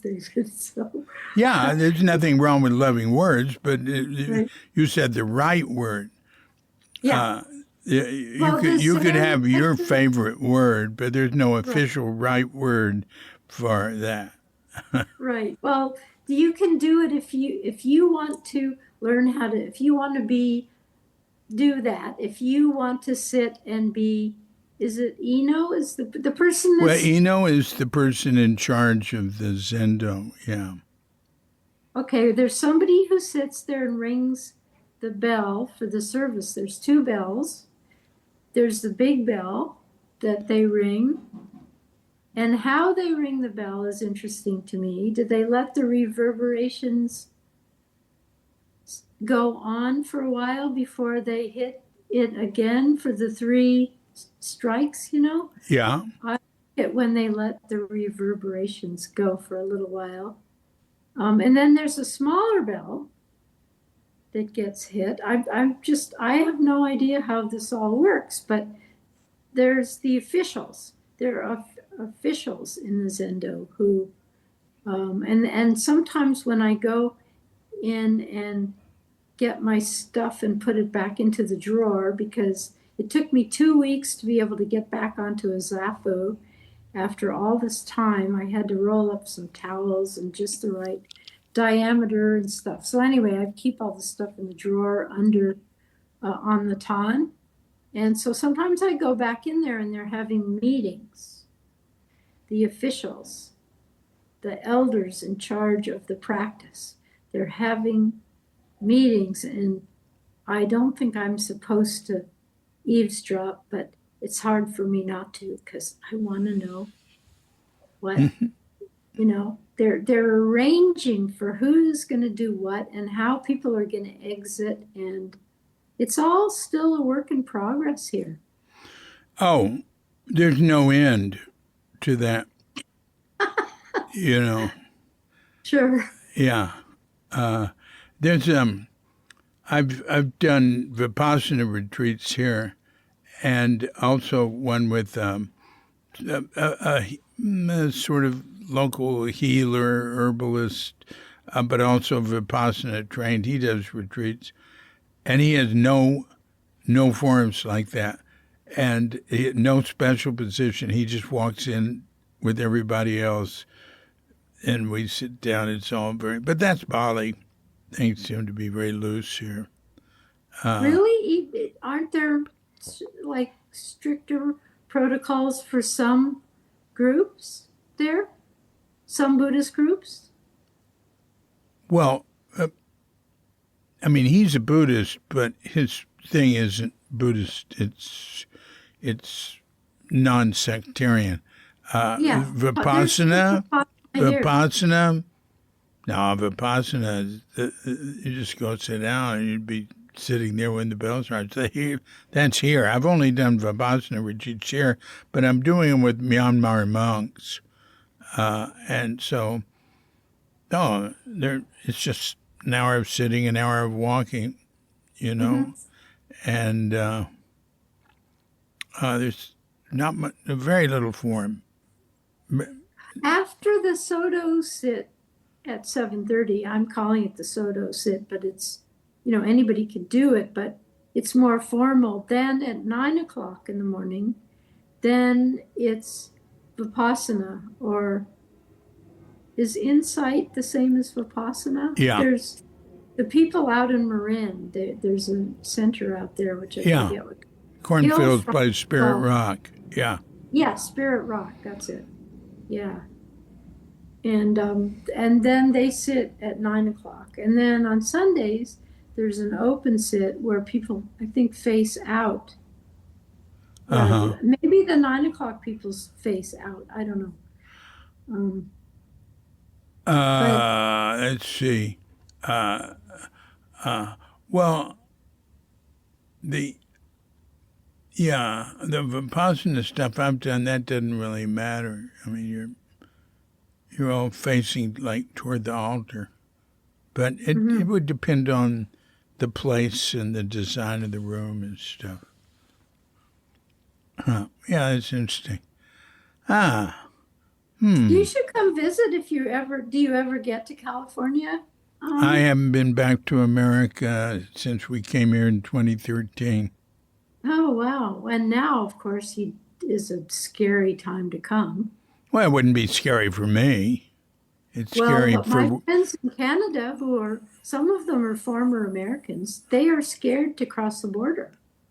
Yeah, but I mean, American immigration has always been nasty, so now it's super nasty. But I don't think, if America becoming a fascist dictatorship, I think if I went there, it wouldn't affect me much. It would affect people who are poorer or minorities, or although I do have a radical past, but I don't think, we'll see. They might, if the Project 2025 gets their way, and Which they are. and if you know about the Turner Papers, well, and Trump has quoted the Turner Papers, that gets into mass executions of all the Democrats and everything like that. I mean, but we'll see. Remember, you're not planning to come. I have no plans to go there. Yeah. I do. I do have some archives there I'd like to go through, and it'd be nice to spend more time with my grandchildren. But they've come here, and where are they in California? My two granddaughters are in Santa Rosa. Katrika's grandchildren are in Oregon. Uh-huh. And my son Kelly is up in Spokane. But I'd love to visit him. That'd be great. He's got a real cool thing going up there. He's an arborist. Oh, how wonderful. There's a lot of orchards around that part of Washington State. Uh-huh. Oh, yeah. Yeah. He's pretty big. He has like 25 employees. Oh, cool. Yeah, but I go to Germany Uh-huh. to What's in Richard Germany? Baker's place, Oh. Johanneshof. We're leaving next Wednesday. Here's a story connecting to Richard Baker's place, which is off of Cortes Island, is a little island that used to belong to the Margrave of, I forget what county you're. Baden. Yeah, Baden, yes. Yeah, I knew him. Oh, you did? Oh, no kidding. Yeah. Well, he lived right off of, that island was right off of our property, right off Well, of. now, if you're talking about the Margraf, that Marie Louise's father, Yes, exactly. they had a palace in Baden. I had lunch there with him one day, just him and me. That was nice. He has so many connections. When the Queen, they stashed the Queen. Did you ever hear that story? They stashed the Queen at the lodge on Twin Island. It was called Twin Island, where his property was, and it was right off of our beach. And when the Queen came, the islanders were all lined up on the beach, and they brought in a float plane, pontoons, lands on the water to the dock. She comes out clutching her bag, Queen Elizabeth, and we all start to sing God Save the Queen. Ha It was so wonderful. That's cool. There's like 50 people on the beach standing on rocks singing to her. Yeah, it was just so lovely. And then, Martha Trundy, who lives on that beach, she was telling me about the Margrave's daughter. Is it his daughter that got together with Richard Baker? Yeah, Marie Louise, Princess. I was with her. I was with Marie Louise. She was buying something. It was in Germany, and she gave me the card, and her card said, Princess Marie Louise von Baden. And the person who took the card went, oh my gosh. Back to the Middle Ages. But, she's an architect, and okay. She wasn't really involved, a little bit, but they're all deposed royalty. They have the largest private winery in Germany, that Baden winery. Anyway, she's very nice. I saw her last year when Richard Baker stepped down and Nicole Bowden stepped up. Marie Louise, she and Dick are divorced, but they're still friendly, all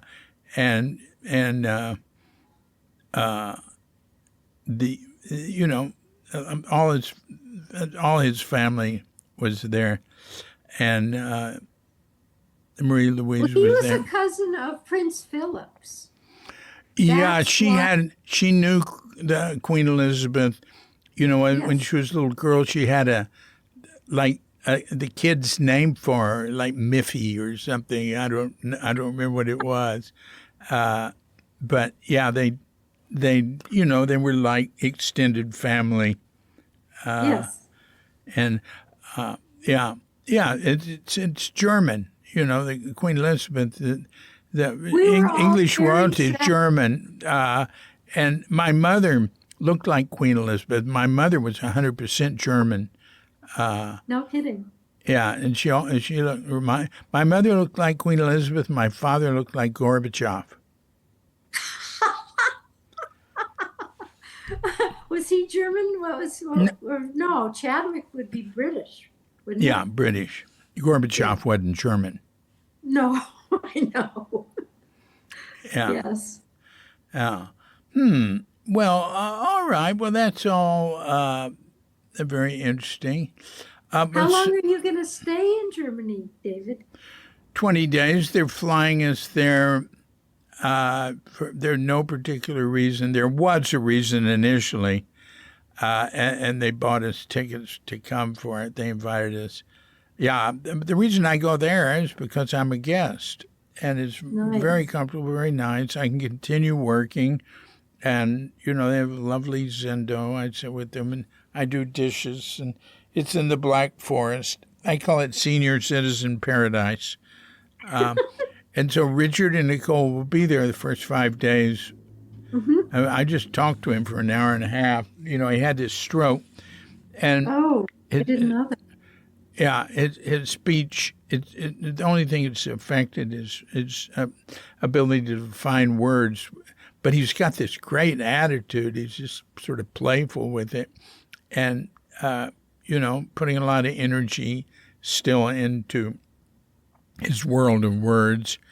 When we talked, he started off, it was a little surrealistic, but then it got to be pretty normal. And I knew when he was using the wrong nouns for something, which I do too, but not at the level he's doing. But sure. And I just got to. Huh? Yeah. Is he being looked after? Well, and where in Germany do they live? The Black Forest, you said? The Johanneshof, the retreat, is in the Black Forest, yeah. Okay. Yeah, it's beautiful. It's in the, it all looks like a golf course with these German little tiny hamlets and then, little forested areas you can walk through. It's no young people want to live there unless they're studying Zen. Yeah. Yeah. Well, we were sure sad when the Von Badens sold the Twin Island because they had it for a very long time, and there was an amazing lodge on it, and it was people get attached to each other on a small. It's a small group of people. When we lived there were 400 people on Cortez. And so that's a small community. Yeah.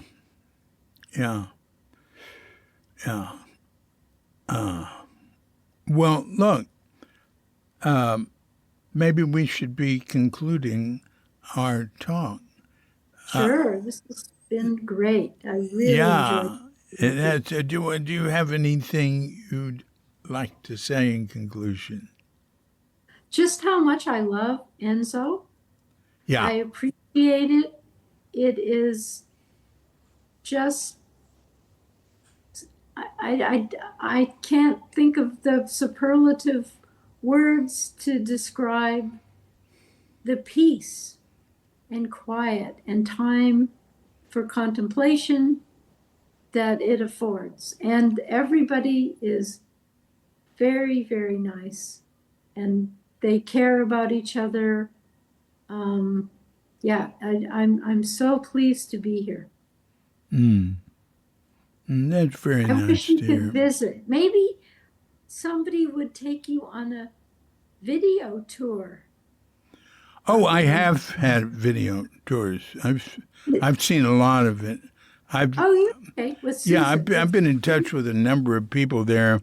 I've got a pretty good idea of it, and also I get stuff from the official group.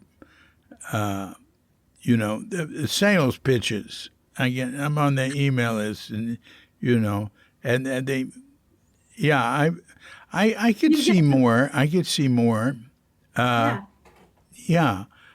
would be neat. That would be neat. Did Susan take you on a tour, Susan O'Connell? Did she take you? No. Susan and I had plenty to talk about and do that. That's a good idea. What? There's nooks and crannies. There's Maya's tea room. There's good. There's the Zendo. Beautiful. I'm going to go do some repairs in there. Well, when look, yeah. it doesn't have to be video. Actually, the photographs, just still pictures are better because they sit still and you can look at them. Mm-hmm. So it's probably all online. I've seen a lot of pictures, and Well, I don't know, because when I'm looking for something specific, I just get the marketing stuff online. yeah, well, I don't maybe see anything personal. I don't think, except for Marcia, who's a photographer, Marcia Lieberman. I don't think there's a lot of photographers here. Oh no, there's one. But maybe some of us could do some photography for you and just think about what would be interesting as a still no. You shot. think about what would be interesting as a still, and put together a little presentation, and I'll make a page for it on Cuke.com. Okay, done. And a Love page to on do that. Cuke.com can be added to, because there's no internet doesn't have a size. Right, of course. Oh yeah. Um, yeah, I can just do it with my iPhone, right? I don't have any. iPhones are good. Oh, iPhones yeah. are good. Okay, I'll do it. Yeah, I want to see the pool. Oh yes. It's a Okay. saltwater pool. That's good. Yes. There's a Yes, it is. saltwater pool near here in a very nice, like, what do you call it?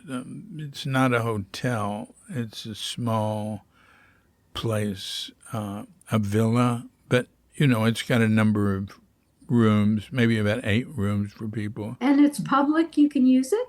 No, I'm a friend of the owner. Oh, okay. Yeah. And it's like 1.5 minute walk from here, and it's saltwater. Hmm. Yeah, I'll but take a picture of the garden too. The garden is really show me amazing. the garden. Yeah, I Yeah. like swimming in the ocean too here because it's a big reef, and it's not like big waves ocean. It's very still. Sure. That's like the ocean in BC, but I'm sure in Bali it's much warmer. Yeah, yeah. Okay, well, I will let you go. What time is it there? Right now it's 12:06. We've been talking for 2 hours and Oh my goodness. 6 minutes or something. Goodness gracious. Yeah. Yeah, well, it's really fun. I really have enjoyed it. I have too. And I appreciate your you know, telling so much about the Jones farm and all that. I talked to Molly. She moved to the Garden Island, Kauai. Yeah. Is it Kauai? I'm not sure. I tried to find Molly and I failed. Well, I talked to her. She was playing softball and really doing well. Then she got Parkinson's. And last time I talked to her, she was really bad. She could hardly talk. And I don't know Oh. what's happened since then. See if you can find How out. long ago was that, David? Probably the last time I talked to her was 2 years ago. And I was Oh, maybe when I called her back was a year ago. See how she was. And well, if I can reach her brother, because we were quite close after the Jones farm. He lives in Yellow Springs, Ohio, where Antioch is. So I'll try and get in touch with him and see yeah, what he said about how she's doing. yeah. Well, Okay. you take Good night care. from the west coast of California. Well, Good night, then. all right, yeah. You take care. You too. And thanks again Yeah, for the opportunity. Yeah. Bye. bye-bye. So thanks a lot, Barrie Mottishaw. That was really good. I really appreciated that, and I got sort of a picture of what was happening up there in those mysterious waters of the west coast of Canada, Vancouver. And I've heard about Quadra, but I've never been there. This has been a Cuke Audio Podcast.